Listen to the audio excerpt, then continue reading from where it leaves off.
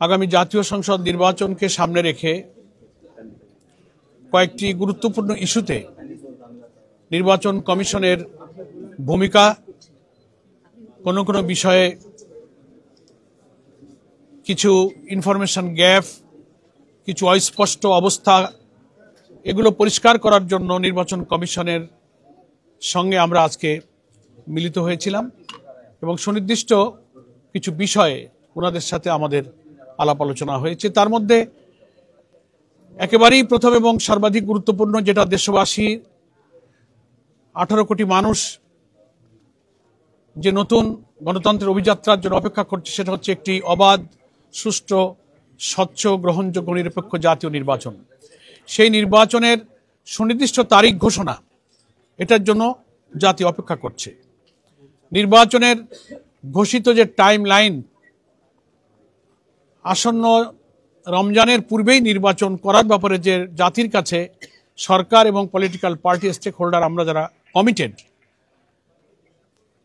নির্দিষ্ট তফসিল ঘোষণার সময়টা একেবারেই পেরিয়ে যাচ্ছে দেখে আমরা এ বিষয়ে নির্বাচন কমিশনের সুস্পষ্ট ঘোষণার সুনির্দিষ্ট সিদ্ধান্ত কি সেটা জানবার জন্যই মূলত প্রথম আলাপ আলোচনায় আজকে ইস্যুটাকে আমরা রেজ করেছি। এরপরে আমাদের মধ্যে আলোচনায় স্থান পেয়েছে ভোট কেন্দ্রগুলোতে বিজিবি সেনাবাহিনী মোতায়েন, ভোট কেন্দ্রের নিরাপত্তা প্রসঙ্গ, মাঠ প্রশাসনের নিরপেক্ষতা, যেটাকে আমরা লেভেল প্লেইং ফিল্ড বলছি, প্রশাসনের কর্মরত বড় বড় কর্মকর্তা এবং ইলেকশনের সাথে রিলেটেড অফিসারদের নিরপেক্ষতা নিয়ে যেসব প্রশ্ন উঠেছে সেটা আলোচনার বিষয় ছিল। এরপরে আমরা আলোচনায় অবৈধ অস্ত্র উদ্ধার যে অভিযান, সেটাকে আমরা খুব ইফেক্টিভ দেখছি না। একটা অভিযান নামে চলছে, কিন্তু কার্যকরভাবে এটাকে ফলপ্রসূ করা এবং 5ই আগস্টের পর থেকে সারা দেশের থানাগুলো থেকে লুটপাট হয়ে যাওয়া অস্ত্র কি পরিমাণ উদ্ধার হলো, অবৈধ অস্ত্রধারীরা যারা নির্বাচনকে ডিস্টার্ব করতে পারে, ভোটারদের মধ্যে আতঙ্ক তৈরি করতে পারে, তাদের গ্রেফতার অভিযানের ব্যাপারে আমাদের আলোচনার ইস্যু ছিল, আমরা এটা আলোচনা করেছি।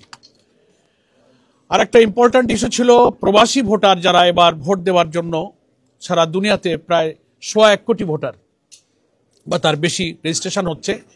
এদের ভোটার রেজিস্ট্রেশনের প্রক্রিয়াটা আমরা যারা প্রবাসের সাথে যোগাযোগ রাখছি, সফর করছি, সে প্রক্রিয়াটা তারা অনেকে জটিল মনে করছে। এনআইডি, পাসপোর্ট, কোন কোন প্রয়োজনীয় ডকুমেন্টস না হলে এটা হতে পারছে না। এটাকে আরও কতটা মিনিমাম সহজ করে আমাদের প্রবাসী ভোটারদের ভোট প্রদানের ব্যবস্থা করা যায়, সেটা নিয়ে আমাদের আলোচনার বিষয় ছিল। ভোট কেন্দ্রে সিসিটিভি ক্যামেরা স্থাপন, নিরপেক্ষ ভোট, সুষ্ঠু ভোট গ্রহণের জন্য একটা অন্যতম ইস্যু। এটা আমরা আগেও জামাত ইসলামীর পক্ষ থেকে কয়েকবার দৃষ্টি আকর্ষণ করেছি। ওনারা কথা দিয়েছিলেন, ওনারা বলেছিলেন এটা একটা কস্টলি ইস্যু, আমরা এই ব্যাপারে সরকারের প্রচুর অর্থ বিভিন্ন কাজে ব্যয় হয়। আমরা বলেছিলাম যে একটা জাতীয় নিরপেক্ষ নির্বাচন গণতন্ত্রের, দেশের শান্তি শৃঙ্খলা নিরাপত্তা এবং নির্বাচিত জনপ্রতিনিধির কাছে ক্ষমতা হস্তান্তরের জন্য এর চেয়ে গুরুত্বপূর্ণ আর কিছু হতে পারে না। এখানে অর্থ ব্যয় করা প্রয়োজনে অনেক ডোনার এজেন্সি, ডোনার কান্ট্রির কাছে সহযোগিতা চাওয়া যায়। আমরাও কিন্তু এই সমস্ত ব্যাপারে অ্যাপ্রোচ করেছি বিভিন্ন জায়গায়। তো সেই সিসিটিভি ক্যামেরা স্থাপন সম্পর্কে এগুলো আমাদের মধ্যে আলোচনার বিষয় ছিল। এবং আইন শৃঙ্খলার যে মাঝে মাঝে খুব গুরুতর অবনতি আমরা দেখছি, একটা দলের সবার উপরে অন্য দলের হামলা, ইভেন নারীরাও তাদের ভোটের কাজে, ভোটার সমাবেশে, গণসংযোগে গিয়ে তারাও নির্যাতিত, নিপীড়িত হচ্ছে, হামলার শিকার হচ্ছে, আহত হচ্ছে।